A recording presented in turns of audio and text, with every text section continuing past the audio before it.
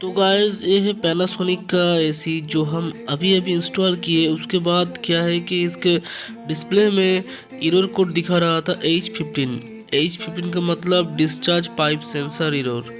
तो जब हम आउटडोर को खोले तो देखे क्या है कि भाई उस सेंसर का जो जैक है वो ठीक से लगा नहीं था, वो खुल गया था। तो सही तरीके से लगाने के बाद जब हम एसी को चेक किए एकदम 100% वो काम कर रहा था। उसका टेम्परेचर अप एंड डाउन हो रहा था और जो पहले उसका एरर कोड दिखा रहा था उसके जगह पे एकदम नॉर्मल सा टेम्परेचर ही दिखा रहा है। तो गाइस डरने की कोई बात नहीं है, ऐसी गलती वो फैक्ट्री से होता है ये।